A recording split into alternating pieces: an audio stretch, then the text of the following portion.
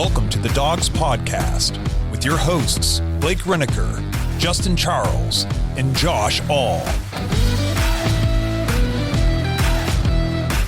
Hey, what's up, Browns fans? Welcome back to another episode of the Dogs Podcast. Josh All, your host today. Happy Tuesday. I hope everybody's week has kicked off to a good start.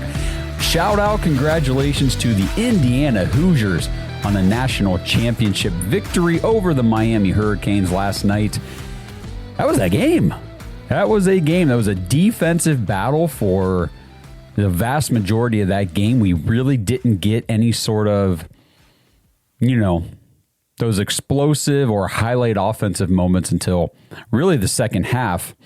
And then, that fourth down call from Curt Cignetti and the Hoosiers when Fernando Mendoza took off, and not only did he pick up the first down, but he bounced off some would-be tacklers, dives into the end zone, takes a shot, couple shots, honestly, from a couple guys, dive in and try to stop him, scores a touchdown. What an iconic moment. What an iconic season for the Hoosiers to win their first ever national championship. They beat the Hurricanes 27-21. I did see an interesting thing after the game, or I guess it was this morning, from Fernando Mendoza, and he said that they were expecting the Hurricanes to come out in a specific defense, and he had a play call where if the defense was showing zone, then he would do one thing, either throw or run. I can't remember which it was.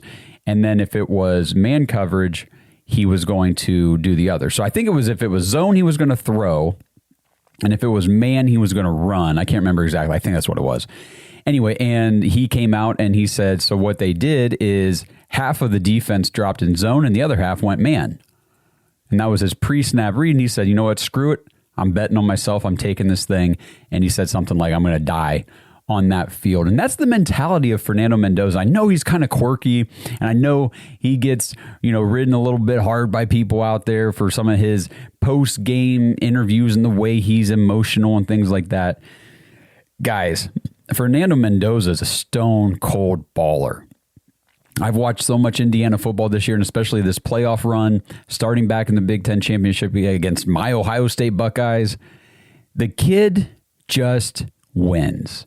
He makes throws. He gets it done when it's on the line, and that's what you're looking for in a quarterback at the next level. So congratulations to Indiana.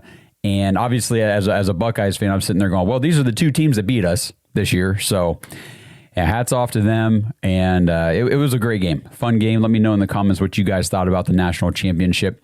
We've got head coaching stuff to talk about here today. We've got some voicemails to get to, a message from the website. And I want to address and I didn't realize it was being like this in the moment on Sunday night when we did our live show. I've gotten so much feedback from you guys out there about the negativity on that episode. Mainly, I think from Blake about how this team might as well just fold it in. I don't know why we're even rooting for them anymore, type of mentality. So I want to address that. We're going to talk about it, and then we'll dive into your voicemails and everything going on with this coaching search. Had some other hires happen the other day and today. We'll talk about it all. Make sure you guys go to thedogspodcast.com, tap leave voicemail in the drop-down menu if you want to send a message in, get your thoughts, opinions, questions on the show. You can just type a message, send it to the email here. I get it. I read it on the show, everything. If you want your stuff on the show, that's the place to do it, thedogspodcast.com. And then if you want to join the Dog Pack community, I tell you guys all the time, join thedogs.com. That's the place to go for that. Get into the private Discord, hang out with the whole community, all the diehard Browns fans in there. This is right now, if you want people to talk with about who the Browns should hire for their head coach, the people they're interviewing, what's the updates, all this kind of stuff, draft prospects, free agent guys, all this, that's the place to be. It's awesome, and I love the Dog Pack. You guys are the best. So join it. Join the Dog Pack. Join thedogs.com. You get to play fantasy football with us every year when you're in there. And we do the Dog Pack Discord live episodes every week, which loosely, everybody out there, just so you are aware, we are tentatively planning on this coming Sunday at noon or 1 o'clock. Not sure, one of those times. It'll be early afternoon on Sunday is what we're planning right now. So jointhedogs.com. Okay, let's dive into this head coaching search. I want to bring everybody up to speed here because things change rapidly in the news cycle, especially with the NFL. They sure know how to space these things out and give us news constantly. So the Browns' current head coaching tracker situation. We have had a second interview with Jim Schwartz, the Browns defensive coordinator, obviously.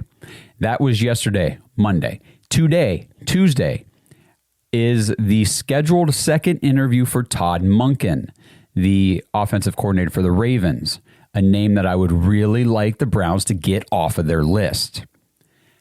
I'm not thrilled, and I'm sure you guys aren't either. I've actually seen nobody. I have not seen one advocate for Todd Monken. I don't understand what they're doing. I don't know why we're wasting our time.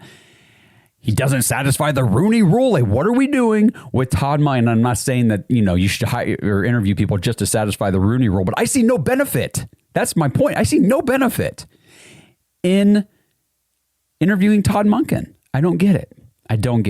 Tomorrow, Wednesday, is the second scheduled interview for Mike McDaniel, the former Dolphins head coach. Now, I'm going to kind of intermix this stuff because I did a short video on this the other day, but if you didn't see that, I'll tell you now. The Rooney Rule. Let's talk about this. We haven't really addressed this on the show yet. The Rooney Rule in the NFL states that you must interview at least 2 minority coaches for your open head coach position before you can hire a new head coach. Okay, so, the Giants hiring John Harbaugh, they had already interviewed 2 minority candidates for the job, so they were able to make that hire when they did it. The Browns have not yet done that. Now, I know people out there will say, well, Aiden Dirty and Nate Shieldhouse, they interviewed these guys. They interviewed them virtually. That's the other point of the Rooney Rule. The interviews to count for the Rooney Rule must be in person. The Browns have not held any interviews in person yet until yesterday was the first one. Well, no, I take that back. The interviews they did with Jim Schwartz and Tommy Rees in the first round, I guess I don't have this confirmed, but I don't understand why those would not have been in person there in Berea. But all the other outside interviews, all of those have been virtual up to this point. Today with Todd Monken, as far as I understand it, will be the first external candidate to have an in-person interview with the Browns. So tomorrow, on Wednesday, is Mike McDaniel. Now, Mike McDaniel does count to the Rooney Rule because he is biracial. Is his mom black? His dad's black? I can't remember now. I looked it up the other day and I totally forget. It's escaping me. But either way, Mike McDaniel is biracial and he'll be coming in for his second interview tomorrow. Now, the Browns have a second interview scheduled. Let me look at this. I don't know if these are actually scheduled. They have second interview requests.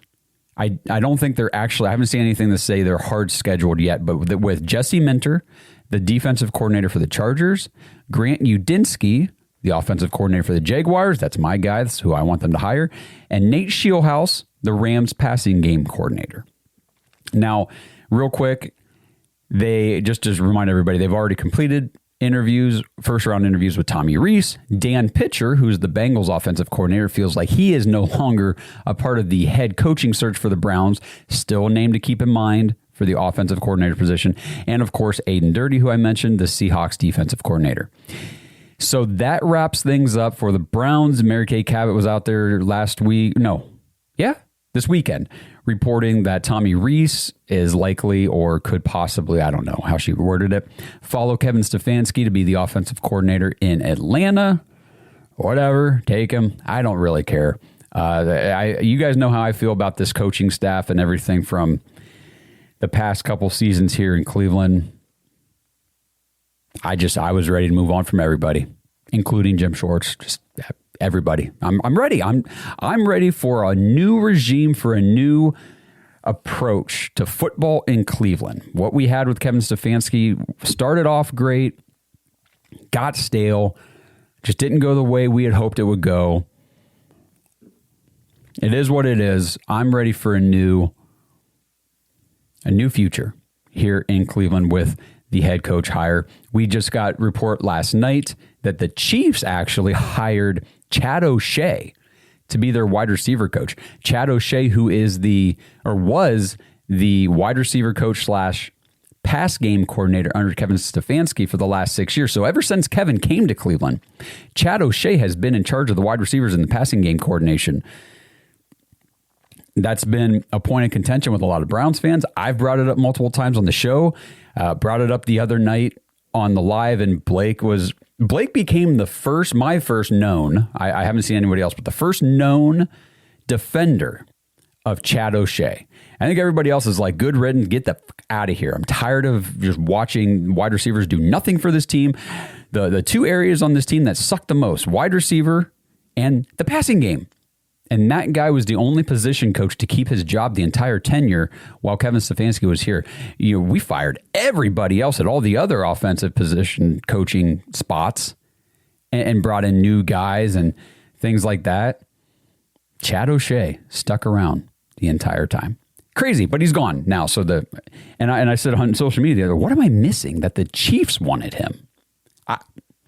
We'll see. We now get the opportunity to see. How does Kevin Stefanski do in a different organization? How does he do with the Falcons? He's got players. And I see all these. Now I'm already seeing the post. Well, if he can just get his quarterback. Oh my gosh, I'm so sick and tired of hearing just get the guy his quarterback. We did. We got him Dillon Gabriel. Which, by the way, I hope the Falcons somehow swing a trade. I said this the other day. It would be such the Andrew Berry specials are trading a backup quarterback for a 5th round pick or a late round pick swap. So maybe the Browns move up in the 6th round and send a 7th round pick to the Falcons with Dillon Gabriel, because that's Stefanski's guy. We got no use for him. I'm not trying to be mean about Dillon Gabriel or anything, but really pick 94 in the 3rd round. Could have had Xavier Watts, could have had Jared Wilson. We took Dillon Gabriel. Oh, man, it still gets me fired up, but who knows? Maybe Andrew Berry can undo the wrong with that pick by getting him back on the team with Stefanski in Atlanta. We'll see. We'll see how that goes. All right, so that's where things currently stand with the Cleveland Browns head coaching search. That's the plan for the week. So I guess just to recap real quick, because I kind of went through a bunch of things there.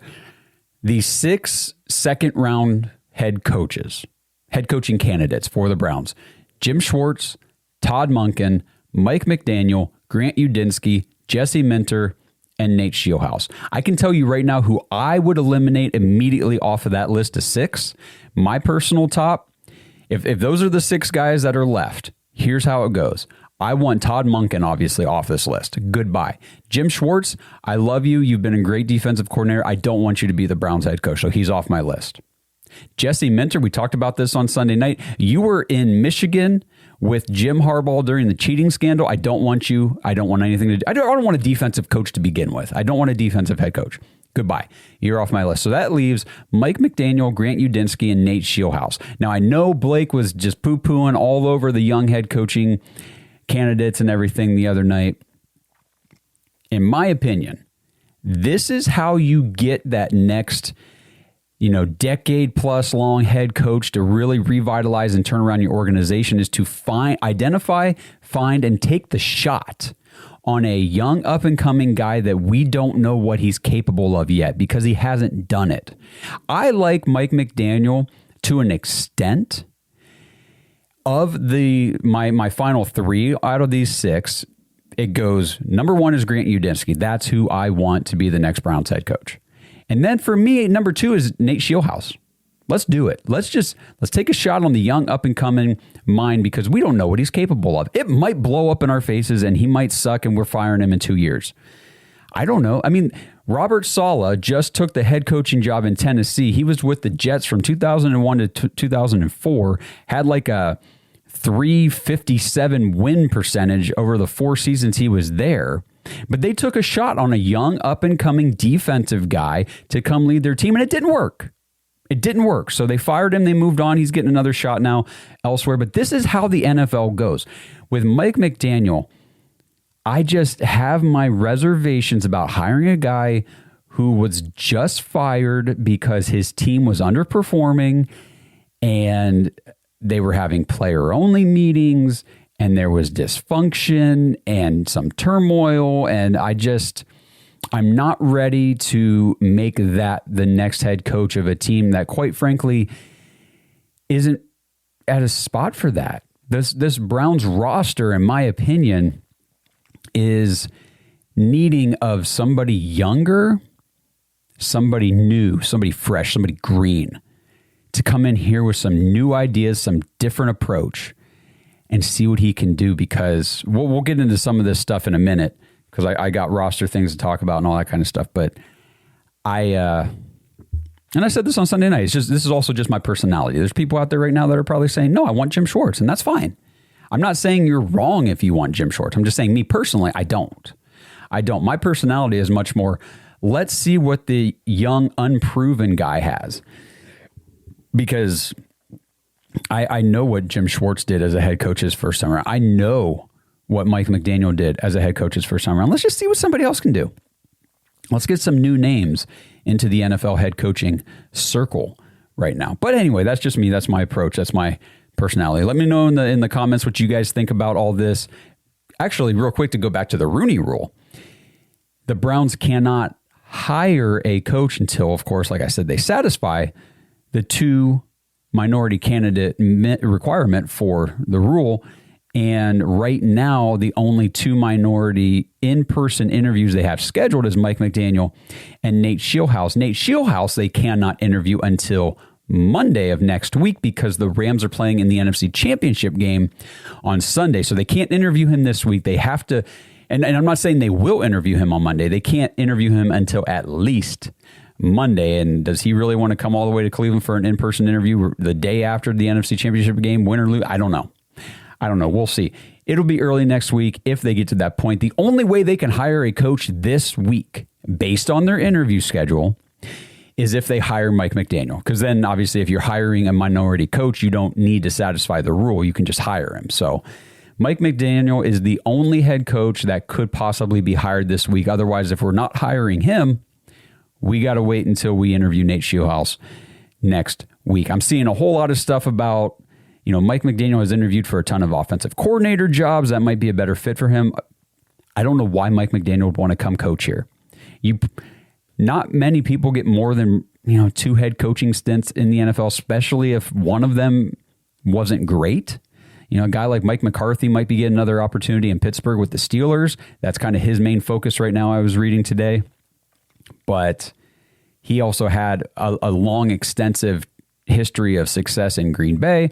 Mike McDaniel doesn't have that. And if he comes to Cleveland, has another, burnout couple of seasons here, he's probably done. So he's got to be smart about what opportunities he takes as well. I said the other night, I think the Cliff Kingsbury route for Mike McDaniel is much more, that just makes more sense for him. That would be more beneficial, in my opinion. So be a head coach. It didn't work. It kind of failed. Go be an offensive coordinator somewhere. Revitalize an offensive team, a young quarterback, whatever. Get your name back in the head coaching ring, and then go do your second stint after that.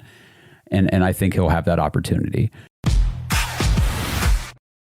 This episode is sponsored by Kalshi. Browns fans, are you ready to put your money where your predictions are? With Kalshi, America's #1 regulated prediction market, you can legally trade on events that actually matter to you. And the best part is you don't need to predict specific stat lines and compile a 7-leg parlay to win big. With Kalshi, the objective is either yes or no. Which team will win the Super Bowl? Who will be the next head coach of the Cleveland Browns or whatever other team is looking for a head coach? Will Fernando Mendoza be the first pick in the NFL draft? You can put your money on these predictions and more with Kalshi. If you want to try it out, Kalshi is giving $20 to anyone who signs up at Kalshi.com/dogs, DAWGS, and trades $100. And right now, I believe there's a promo going on for $10 if you just sign up with Kalshi.com/dogs, even without trading the $100. So get away with disadvantageous sports books and dive into real world outcomes with real-time odds and real payouts. Head over to Kalshi.com/dogs, DAWGS, or click the link in the description below to get $20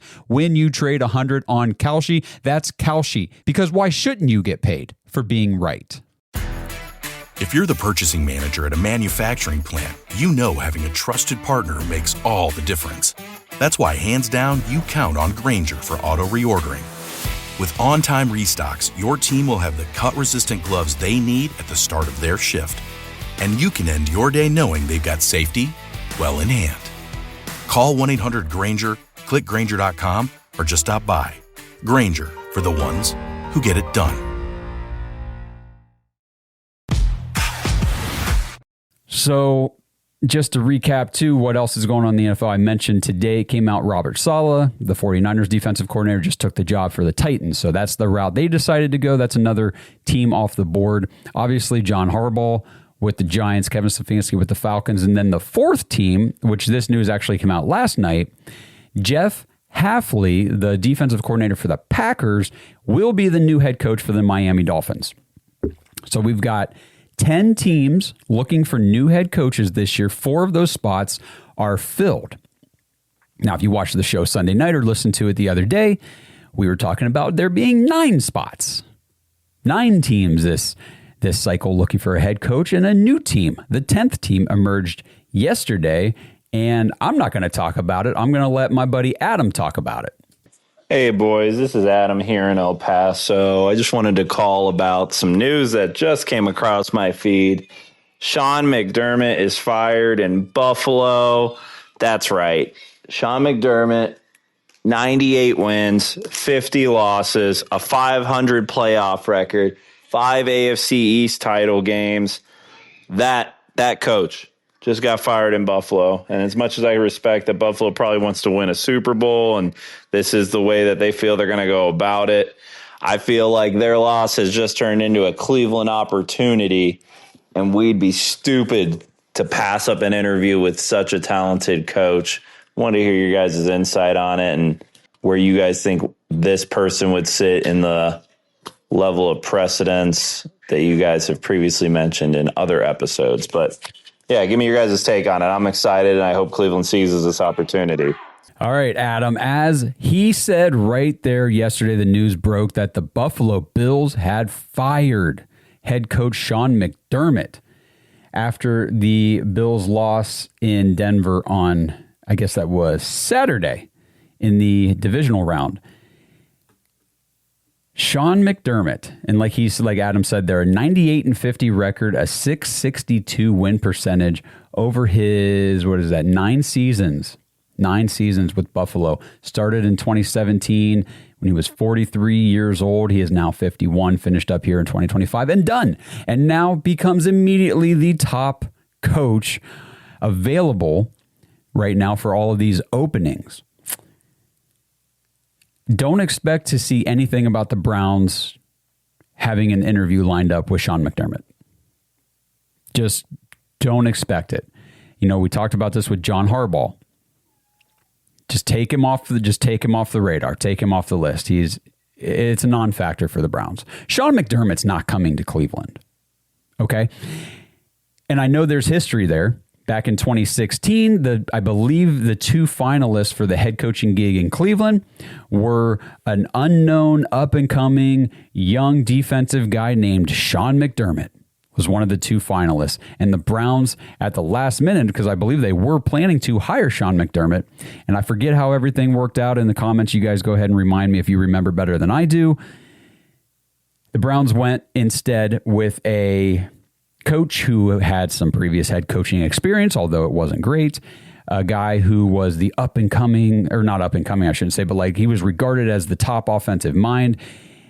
I'm not trying to draw unfair parallels here. I'm just saying this situation reminds me a little bit of how people are looking to Mike McDaniel. Like, he was a previous head coach. He didn't have the success they were hoping he would, but he's a brilliant offensive mind. Well, that's what the Browns hired in 2016 instead of Sean McDermott. They picked Hugh Jackson. Hugh freaking Jackson. And we all know how that went. Not well, not good. Actually, it didn't even go bad. It went horrendously. Or just, bleh. Yeah, so Sean McDermott, there's history there with the Browns. He ain't coming here, guys. He's not coming here. And it's not because the Browns have this super undesirable situation. In some regards, it can look like that. And I guess I could talk about that real quick. in a minute, but it's more to speak to the other openings that are available. For a defensive-minded coach like a Sean McDermott, yeah, sure, the Browns have this great defense, all these great defensive players and all this kind of stuff. That would be awesome. We don't really have the offense figured out whatsoever. Now, the Steelers are sort of in that same situation. Good defensive pieces, don't really have the offense figured. Who's the quarterback? We don't know. Nobody knows. They don't have one. Neither do we. You look at the other openings right now. I mean, Arizona, what are they doing at quarterback? They've got some good young pieces on both sides of the ball, but not the most desirable position. For a guy like Sean McDermott, I am looking more at the Ravens. I think the Ravens could be a very likely landing spot for a guy like Sean McDermott. I think the Raiders could be a very good landing spot for a guy like Sean McDermott. You get a good offensive coordinator to come with you, and you get the number one overall pick. You get Fernando Mendoza. You've got Ashton Jeanty. You've got Brock Bowers, and these nice pieces. You can get another receiver in the draft. All this stuff, and then you've got Max Crosby and some good players on the defensive side of the ball. Whatever you want to do, I think those spots look a little more attractive for a coach with Sean McDermott's resume. So we'll see. The most desirable position now is probably Buffalo. So we will see who Buffalo decides to start interviewing now that they just threw their hat in the ring for this process. But you got to think the Bills are number one on a head coach's list. The Ravens are number two. And then, I mean, honestly, with the capital and the way things are out there, probably the Raiders, either the Raiders or the Steelers, if you want to go with the historical context of Pittsburgh and all that kind of stuff. And then probably bringing up the rear here, of course, would be the Cardinals and the Browns kind of vying for that final, which is the worst or least desirable spot and all that kind of stuff. And here's what I want to say about the Browns coaching position being one of the least desirable. And here, how about this? For a brief period here on the show, if you guys are in the car with your kids, or you got kids in the living room with you on the couch watching this on TV, or wherever you're consuming this content, pause this because I'm going to use a little bit of language. Okay, use a little language here because I think it warrants it. Andrew Berry, Jimmy Haslam. I know you guys don't watch this stuff, so it doesn't matter, but this would be a message to you guys. Your team, your organization, your coaching position right now is viewed as the least desirable of the ones remaining because you guys are f***ing idiots. This is your fault. You f***ing did this, okay? This is on you. Jimmy Haslam can stand in front of the media all he wants and talk about how, I know some of you call this a dysfunctional organization and I take offense to that and blah, blah, blah. F*** you, Jimmy. You did this. You created this culture, this atmosphere, this reputation that people don't want to be a part of this. People don't want to come here. You fire a head coach every couple of years. That's the perceived reality, even though I know we just had Kevin Stefanski for 6 seasons. But this is what you do to yourself. Andrew Berry, you, man. This is the reason the Browns are in the least desirable position right now for a head coaching candidate is because you built the worst offense in the league. This is on you. This is on you. So there better not be anything from Jimmy or Abe. I don't want to hear any excuses. This is your fault. You did this. This is what you have built. Congratulations, Andrew Berry. And maybe some of this should be directed at Paul DePodesta. I don't know.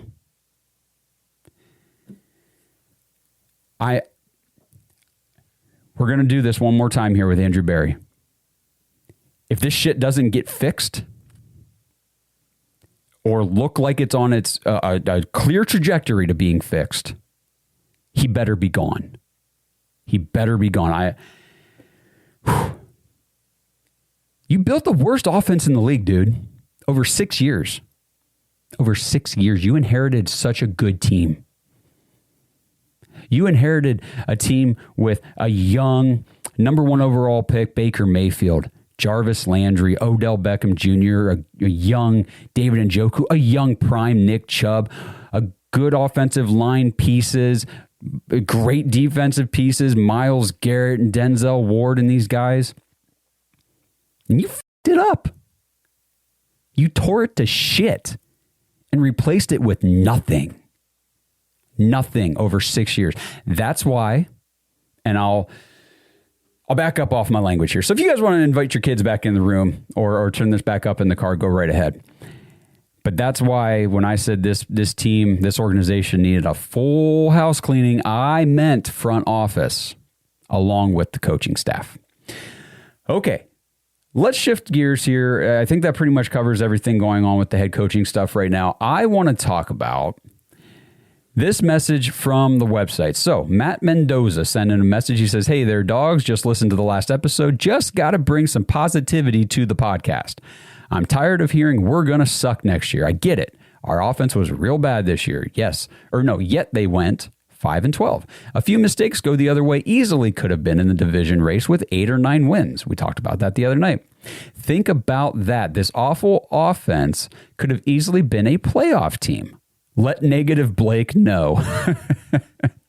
I will. So I don't think we are going to be real bad next year. We got Fannin, Sanders, Judkins, Bond looks promising. Also, just a few good moves this offseason, a couple of linemen, drafted true number 1 wide receiver, and we are right there. Something I haven't heard much about is going and getting Alec Pierce from the Colts. Well, you don't have to get him from the Colts. He is going to be a free agent. Just wondering what you think about him, but we aren't as far away as some fans might think. Things are looking great for our Cleveland Browns. New coach coming to the team, hopefully Udinski. Oh, Matt, you're my man. You're on board with me. Lots of draft picks this coming draft. Browns to the Super Bowl. Let's go. Okay. So I know there was a lot of kind of backlash after the episode on Sunday. People did not appreciate Blake's negativity throughout the duration of that episode. And the one thing I will say kind of in defense of Blake about all this is we have been Browns fans for a long time. I know a lot of you guys have as well. Some of you have been fans longer than we have because you're older, and obviously some of you are newer fans, or you're just younger. You haven't experienced the pain and heartbreak and constant losing that this team has provided us for all these years. So and that's what we are. We are true Browns fans, lifelong Browns fans, all of us here on the show, and that's just what we know. That's just what we know. So Blake is calling back to all the past trauma of being a Browns fan and just never being good, never being a good team. And the other point I'll make for Blake is, obviously, if you've watched the show, you know this. He didn't want to fire Kevin Stefanski. He didn't want the Browns to get rid of him. So he's still bitter about that. He's upset that we got rid of Kevin. He's probably going to be a full-on Falcons fan this year, rooting for Kevin to go win the Super Bowl down there just to prove everybody in Cleveland wrong. That's just kind of where he's coming from. You guys know where I stood on that. I thought it's time to get rid of this guy. He's got no accountability for anybody on this team. And I know, like in Matt's message, a few mistakes go our way, and we're a much better team record-wise this year than just 5-12. Well, a lot of that stuff was, it goes on coaching. It goes on the head coach. In-game bonehead calls and decisions and things, like never should have lost to the Titans. Why did we lose to the Titans? Why did we lose to the Jets? It was just time. It was time to move on, get some fresh coaching in here. That's why I'm ready to move on from Jim Schwartz too. I really don't want to retain anybody, unless somebody comes in here and says, like a Jacques Cesare, the defensive line coach, like, hey, I really like Jacques. I want to keep him. I like the work he's doing with the defensive line. That's cool. Or if we get a young offensive guy comes in here and says, yeah, I'll keep Jim Schwartz. I like him. I think he's a good defensive coach. Let's go. Then I'm okay with it. But to just force it, I'm not there. I'm not there. So let's talk about a little positivity here with the roster. Matt, I do agree with you.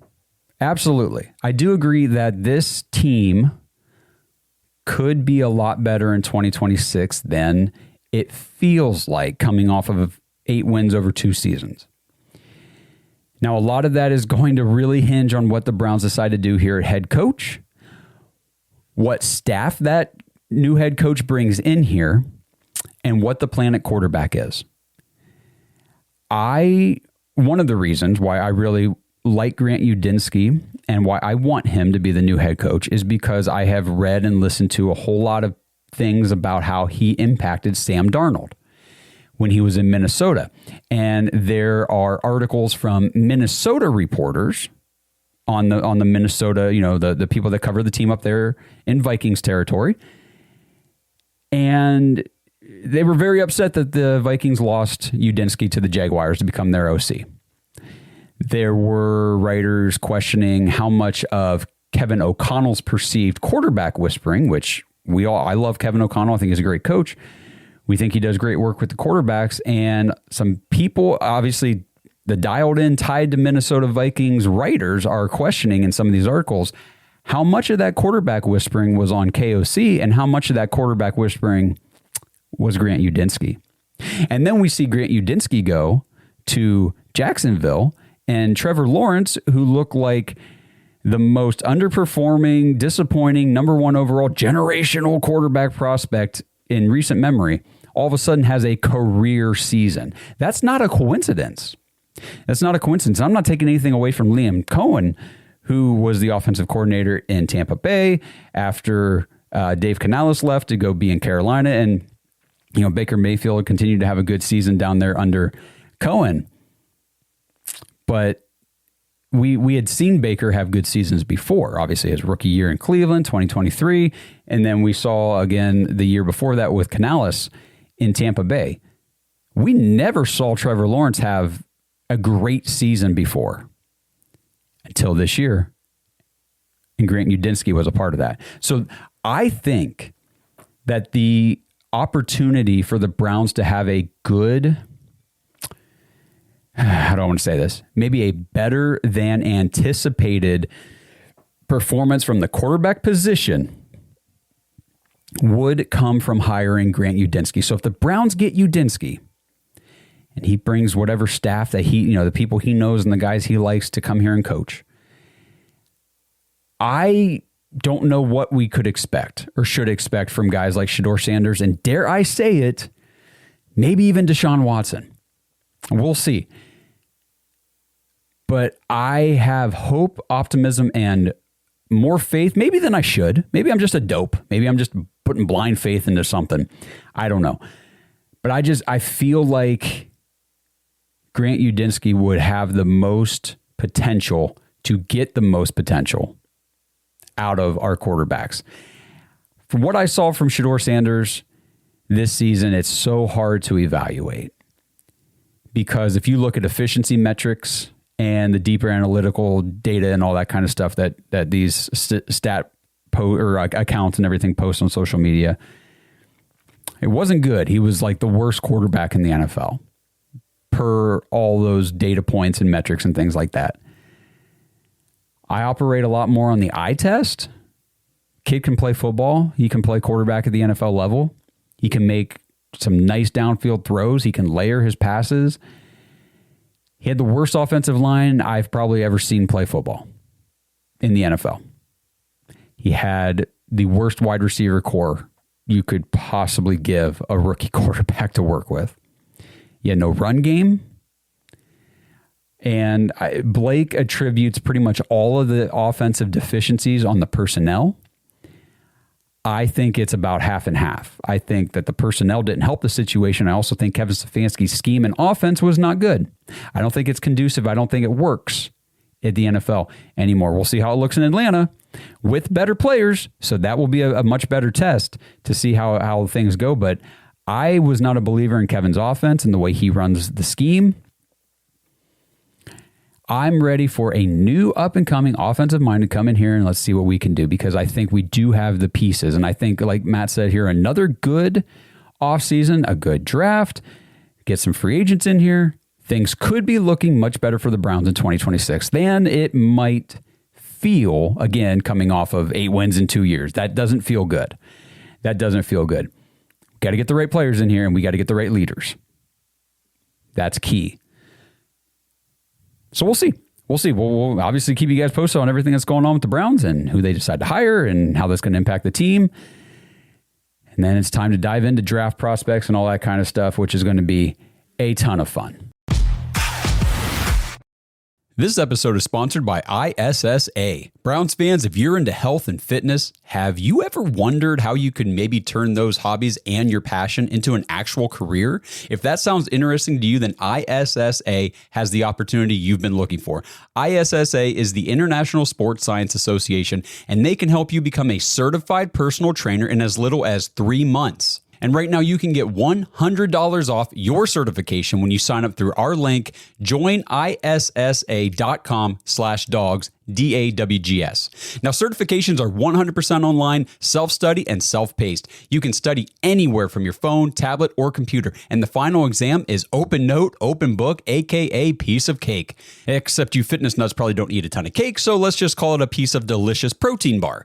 And ISSA has the #1 job guarantee in the industry. If you get certified and sign up to be a certified trainer with ISSA, you have a job guarantee or your money back. ISSA has over 10,000 gym partners that have over 73,000 open jobs for trainers right now. And you don't need a 4-year degree or a 2-year degree. You just need your certification to qualify for these jobs. So what are you waiting for? With certification this simple, there's no excuse not to pursue your passion and become a certified personal trainer today. Get $100 off your certification at joinissa.com/dogs. You've wanted to make a change long enough. Now it's time to do something about it. That's joinissa.com/dogs for $100 off your personal trainer certification.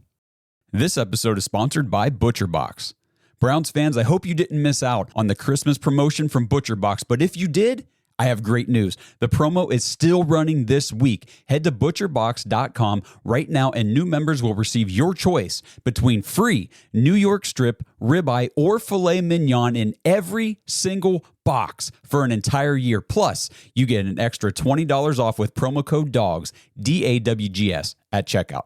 Just head over to butcherbox.com, choose your box and your delivery frequency. With the custom classic box, you get exactly what you and your family love. Choose from over 80 products, including meat and seafood. Plus, you can manage your entire subscription online, and you can change your box type, your product selections, your frequency, or your delivery date at any time.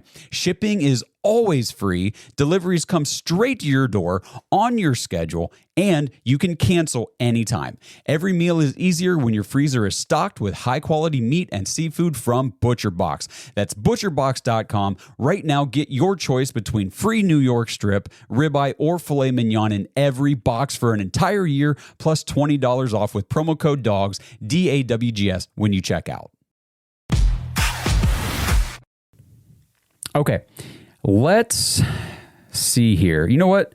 We'll just keep father and son together. We got another voicemail from Adam's boy, Cooper. Hey guys, Cooper Belvin back again. I just wanted to share some fun facts. So fun fact, our dogs, we have one named Otto Graham, a Cleveland Browns player. Our little puppy that we just got, not even just, in November. His name is now Garrett Sacking. Also, I can't believe that the Buffalo head coach just got freaking fired. My dad literally just sent you all a voicemail about that. Hope to hear this on the podcast. And yep, that's all. Thanks, Cooper. I'm glad to hear about your dogs. Love that you guys name them after Cleveland Browns players. And I know you obviously didn't get to watch. I didn't get to watch Otto Graham either. Myles Garrett, Sack King. That's a really cool one. So that's a lot of fun. Thank you for sending that in. Okay, we got a voicemail here. This one's from Stacy talking about John Harbaugh and some other coaching things. She sent this in last week, so there might be a couple things in here that have already been addressed. But here we go. This is Stacy.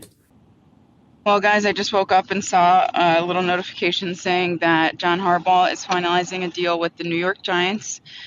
And honestly, it kind of makes sense, in my opinion. I think it does because I feel like they have a couple different pieces in places that are important that maybe we don't have, such as they have Jackson Dart, and obviously there have been reports that John Harbaugh has been high on him and was high on him during the draft.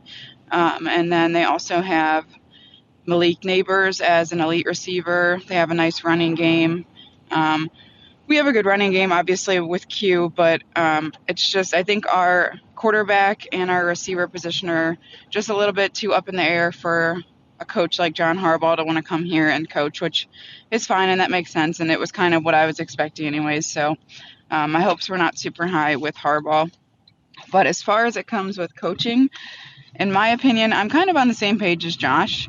I agree that I think that we need to get a young offensive mind in here. I don't like the idea of having a defensive coordinator as our coach, just because obviously that's not the side of the ball that we're lacking. So I think that if we get a good young offensive coach in here, his first time coaching, it could be something special. So I do like the idea of that, and hopefully that's the route that the Browns end up going. I'm not a huge fan of McDaniel, so I'll stay away from him. But I just wanted to say it is a positive, too, that John Harbaugh isn't going to anyone in our division. He could have gone to the Steelers, and he's not going there, so that's good.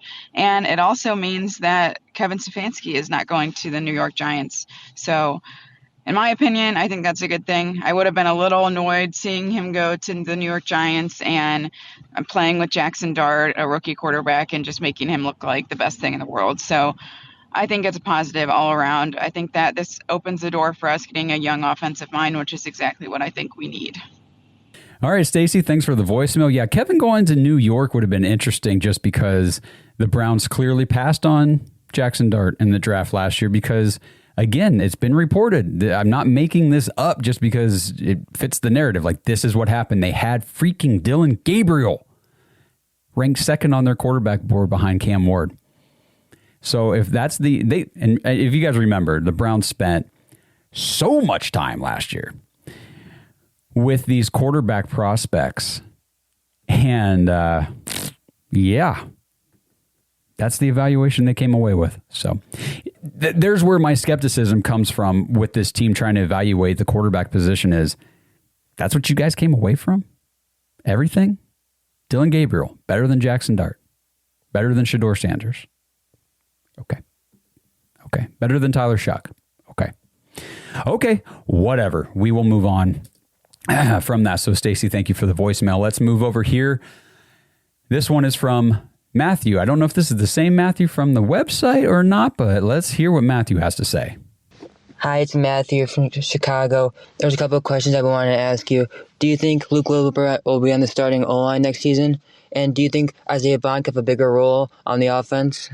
All right, Matthew, thank you for the quick, short question. I appreciate that. Yes, I do think there's a possibility that Luke Whipler is on the starting offensive line for the Browns in 2026. Why? Because it's very hard to bring in 5 completely new starters at the offensive line position because free agency, draft, you're competing with all the other teams that want to add offensive linemen to their roster. You don't just get the pick of the litter to just build up your offensive line.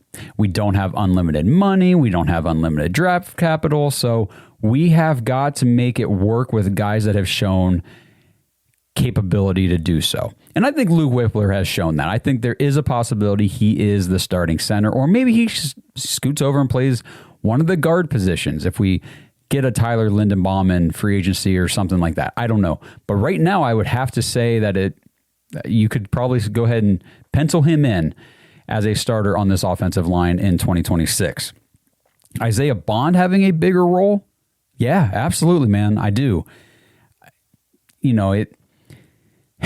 It's just tough. Just like I said, it was tough to evaluate Shedeur Sanders truthfully on this offense. It was tough to evaluate a guy like Isaiah Bond.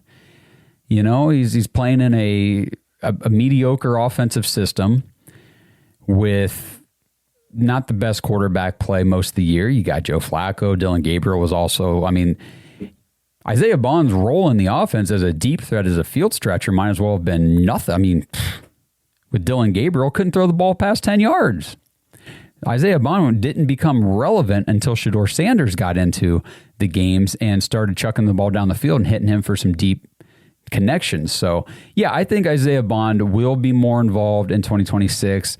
I think he's a good young player. He's got a lot of talent. He was like a fringe second, maybe third round projected pick. I know at one point in the offseason last year, it was maybe a fringe first round pick, but I think it would have been second or early third if he had not had the sexual assault allegation thing going on and all that forced him to go undrafted.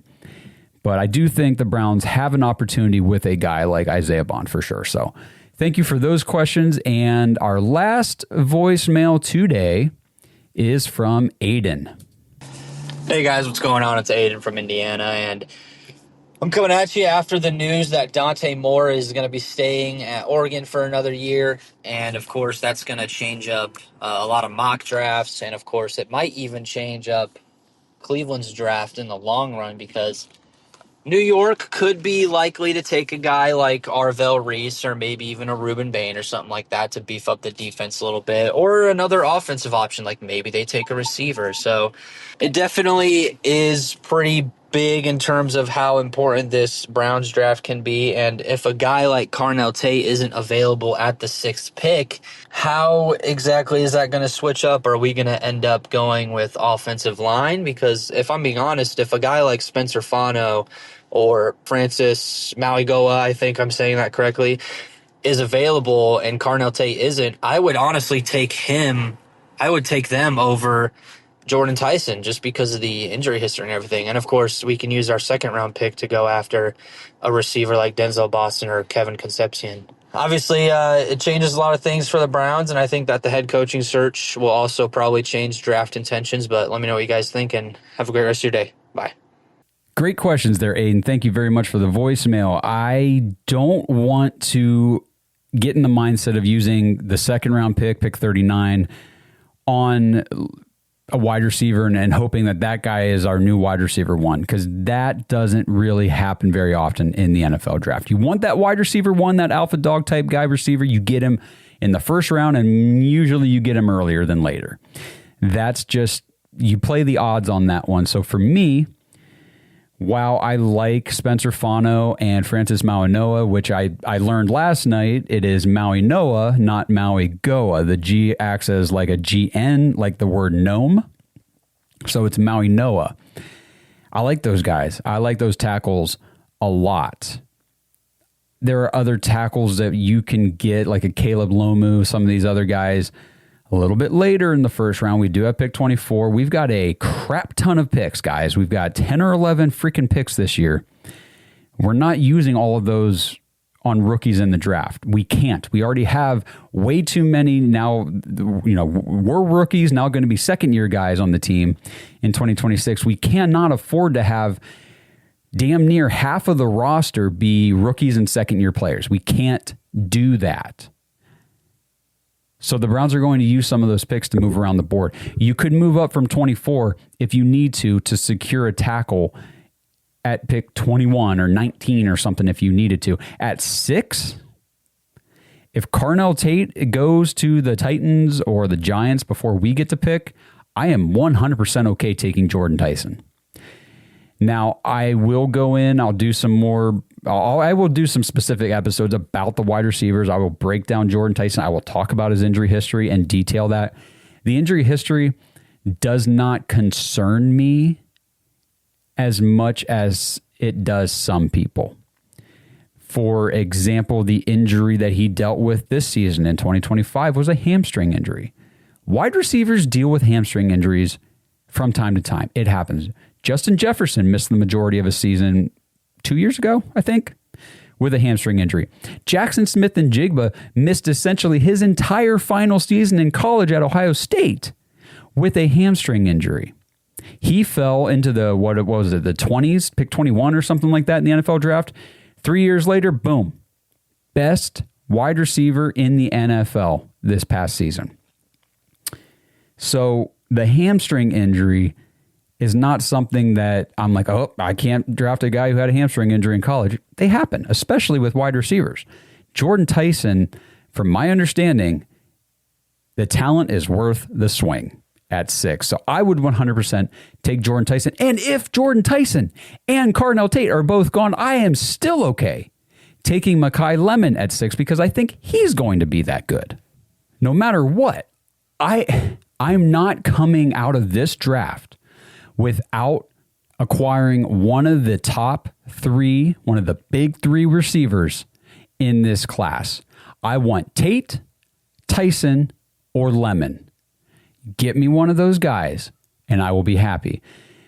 And just because there's an offensive tackle that's ranked in the top 5 or top 10 or whatever, doesn't mean you can't find a good starting tackle at 24 or 39 or in free agency, which is where I expect the Browns to really heavily invest in the offensive line, would be in free agency. You think about like Will Campbell last year was the top tackle in the draft, left tackle, went to the Patriots at, 4? I think number 4 overall. And a good young player. If you've been watching the NFL playoffs and the Patriots games, the kid's just getting abused. It's just straight up abused by opposing pass rushers. And I'm not saying he's not going to be a good player or develop into a better tackle than what he's shown during his rookie season. But you can find good offensive linemen later than you can find elite wide receivers. That's where I'm coming from. You guys know that. If you've watched this, you know. And like, I'm in second round, I'm great if you want to take an Elijah Surratt or an Omar Cooper Jr. or something like that from Indiana. I want one of those Indiana receivers, but I want them paired with one of my top 3 guys, Tate, Tyson, or Lemon. And I don't even know if that's my order. And I was all about, Tate no matter what. There's things I read and see, and I've got some stuff to talk about when we do our prospect shows about Jordan Tyson that I'm like, I kind of want him over Tate. There's stuff about Mekhi Lemon that I say, I kind of want him over both those guys. That's why I say, just give me one of them. Just get me one of those kids to play wide receiver for what I hope to be a brand new Grant Udinski or Nate Shieldhouse offense with Shedeur Sanders coming into his second season with some better coaching, better guidance, and everything else to help this offense improve in 2026. All right, guys, so thank you for tuning in today. That's all I got for you here. Drop anything you want to talk about, any thoughts, opinions, feedback in the comments. Was I a little more positive today, or did I stick in the negativity lane with Blake like the other night? You guys let me know. I'm trying to obviously be more open-minded because, again, I do think that a new coaching staff, an opportunity to bring in new players in free agency and to fix some things through the draft and all that kind of stuff, there's a possibility that the Browns are much improved right away in 2026, which is another thing I find interesting how negative Blake's being right now about the Browns, because all year, all he said constantly was one more good offseason and this team will be more competitive in 2026 than people might think. He has said that multiple times on this show. So for him to now be saying they're just going to suck again no matter what is interesting. And guys, I really do think it's tied a lot to the fact that he didn't want Kevin to be fired. I really do. And I know there's people out there that liked Kevin, were Kevin defenders, didn't want to see him go. And there's a lot of you guys out there that were like me and said it's time to move on. I think both things can be true, where Kevin is a decent football coach and at the same time he needed a change of scenery. I don't think he wanted to be here anyway after this. And I think the Browns need a change of scenery as well. So works out for everybody, in my opinion.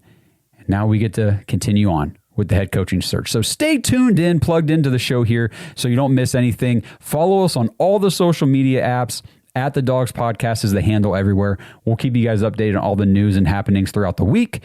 I do have mock draft for the Browns, mock draft 2.0 coming up later this week for you guys. So stay tuned for that as well.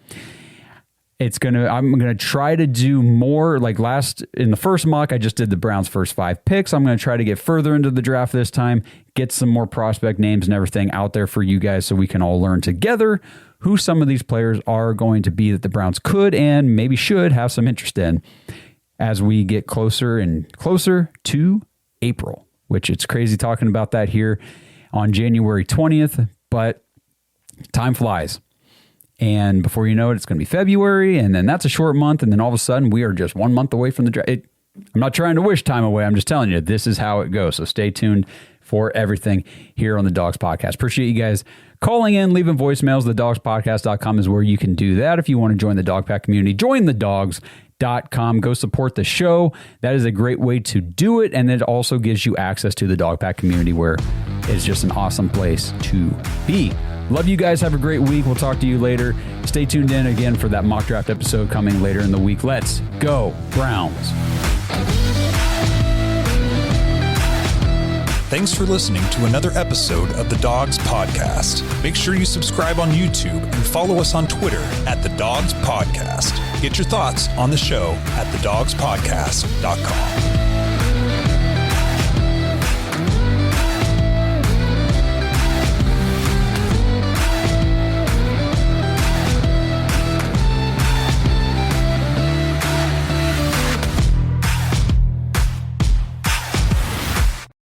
This episode is sponsored by Kalshi. Browns fans, are you ready to put your money where your predictions are? With Kalshi, America's #1 regulated prediction market, you can legally trade on events that actually matter to you. And the best part is you don't need to predict specific stat lines and compile a 7-leg parlay to win big. With Kalshi, the objective is either yes or no. Which team will win the Super Bowl? Who will be the next head coach of the Cleveland Browns or whatever other team is looking for a head coach? Will Fernando Mendoza be the first pick in the NFL draft? You can put your money on these predictions and more with Kalshi. If you want to try it out, Kalshi is giving $20 to anyone who signs up at kalshi.com/dogs, DAWGS, and trades $100. And right now, I believe there's a promo going on for $10 if you just sign up with kalshi.com/dogs, even without trading the $100. So get away with disadvantageous sports books and dive into real world outcomes with real-time odds and real payouts. Head over to kalshi.com/dogs, DAWGS, or click the link in the description below to get $20